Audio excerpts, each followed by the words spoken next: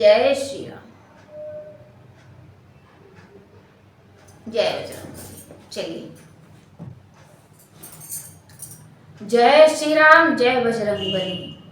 आज सुनाएंगे श्री राधे श्याम रामायण का सीता हरण का चौथा भाग। भगवान वन में विरह व्याकुल होकर पूछ रहे हैं, जटायु से मिले और सबरी से मिलेंगे। चलिए कथा शुरू करते हैं। जय बजरंगबली। इस प्रकार पहुँचे जब भी आश्रम में रघुराय, सोने कुटिया देख कर मुख से निकली हाय। प्राकृतिक नरों की तरह नाथ उस समय विलाप लगे करने, पक्षियों बनों के वृक्षों से यूं वार्तालाप लगे करने।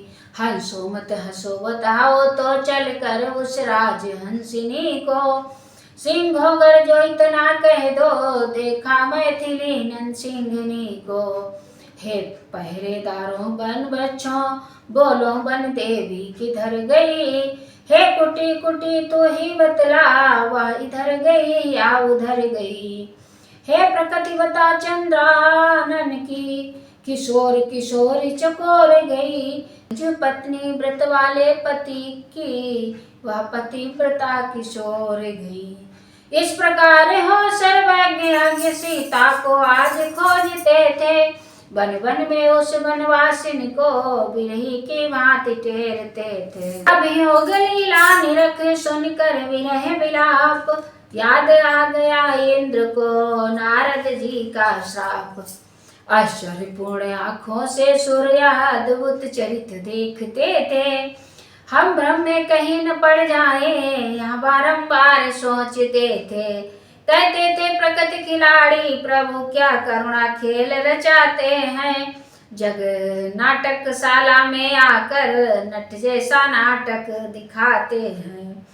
बिरहा तुर बिरही के समान परिपूर्ण अभिनय करते हैं, सब घट के पट की जान रहे फिर भी घूंघट में छिपते हैं।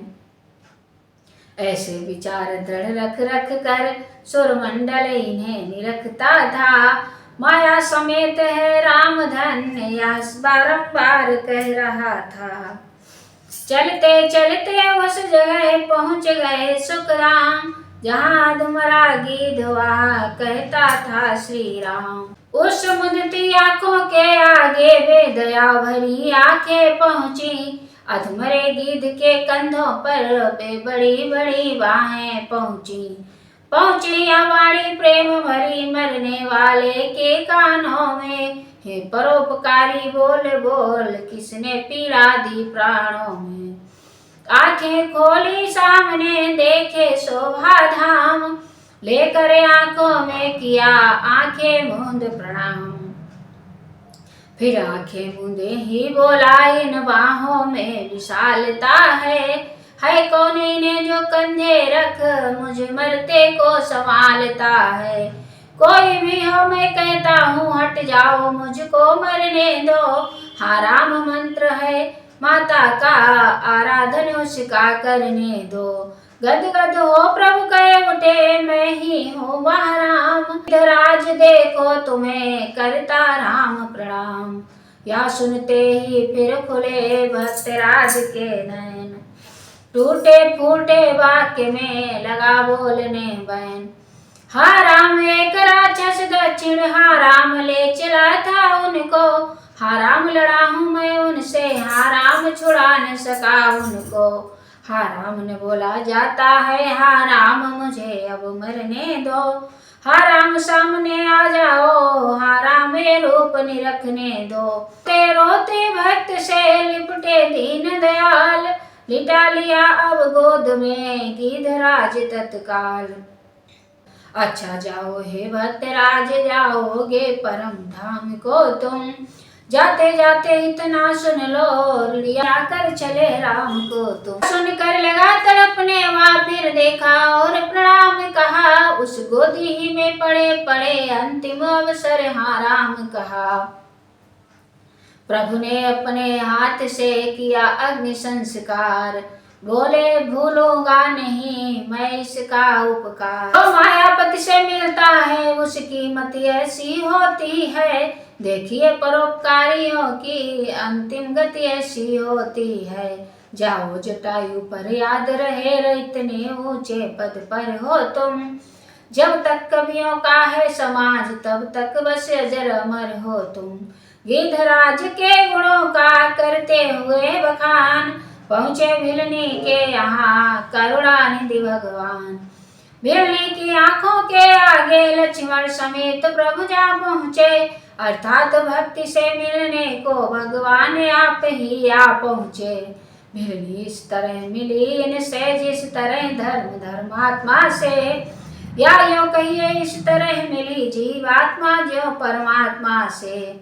सुंदर पत्तों के आसन पर अपने प्रभु को बिठलाती है, मेहमानी के कुछ बेरों को डलिया में भर कर लाती है।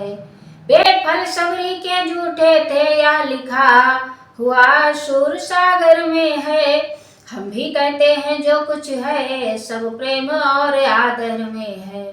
प्रेमिका का सच्चा प्रेम देख राघव जी हाथ बढ़ाते हैं, झूठे बेरों को बेर बेर खुश होकर भोग लगाते हैं। ला बेर बेर क्यों देर करे, या बेर सुधा से बढ़कर है, मक्खन मिश्री से भी अच्छे ताकतवर मधुर मनोहर है। एक भक्त का कथन अब सुनिए धर कर ध्यान, खाते खाते लकड़ से बोले दया निधान। लक्ष्मण तुमने खाया न बेर, देखो तो कैसा मीठा है, पृथ्वी से ले आकाश तलक जो कुछ है इससे फीका है। तुमने भी बहुत खिलाए हैं पर इनसे बढ़कर स्वाद नहीं, सीता का परसा भी भोजन देता इतना आह्लाद नहीं। तुम खाते नहीं बात क्या है, सब कुछ आते क्यों बोलो लक्ष्मण, इन बेरों में है प्रेम भरा लो एक बेर तो लो लक्ष्मण।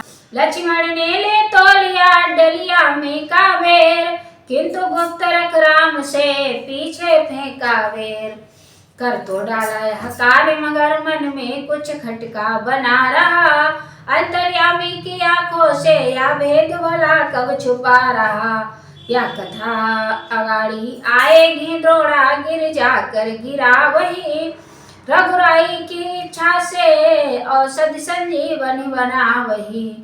जिस समय लखड़ के शक्ति लगी श्री हनुमान बहलाए थे, तब इसी बेर की बूटी ने लक्ष्मण के प्राण बचाए थे। जो कुछ हो वही कहेंगे हम, या भाव यहाँ का ऊंचा है, लेखनी हमारी नीची है भक्तों का दर्जा ऊंचा है। उधर राम ने भी कहा स्नेह का स्वाद, बड़ा भक्ति में रही है कब किसकी मर्याद। भिलनी तो सच्ची भक्ति है भक्तों में नहीं जमेला है, क्या खान पान की बात यहाँ या भक्ति मार्ग अलवेला है। हाँ ब्रह्म ज्ञान भी अच्छा है लेकिन खाड़े की धारा है, मैं अपने मन की कहता हूँ मुझको तो प्रेमी प्यारा है। या सुनकर भिलनी को हुआ परम आनंद, उधर पुकारे देवता जयति सच्चिदानंद। तनिक देर पश्चात फिर बोले प्रभु यह बात, प्रेमिनी बतलाना हमें हो यदि तुमको ज्ञात। हम दोनों भाई राम लखन वनवासी बन कर आए हैं, सीता को अपने साथ साथ इस दंडक वन में लाए हैं। दुर्दिन ने ऐसा कर डाला उस ओर पिता का मरण हुआ, इस ओर शरण मृग के कारण कुटिया से सीता हरण हुआ। तुम भी है वनवासिनी बतलाओ कुछ राय, कहा जाए किससे कहें क्या हम करें उपाय। वह बोली यह बाउली क्या बतलाए राय, पूछ रहे हैं आप तो सुनिए एक उपाय। आगे है ऋषिमुख पर्वत सुग्रीव वहां पर रहता है, अपने भाई के कारण वह अत्यंत कष्ट नित सहता है। बस वही पधार महाराज सीता की सुध मिल जाएगी, जो कली यहाँ मुरझाई है वह उसी जगह खिल जाएगी। या सुनकर चलने लगे जभी अवध के भूप, तभी बसाया आँख में भिलनी ने वह रूप। जो ही प्रेमिन के इष्ट देव उस पूर्ण निकेतन से निकले, त्यों ही प्रेमिन के प्राण इधर उसके नश्वर तन से निकले।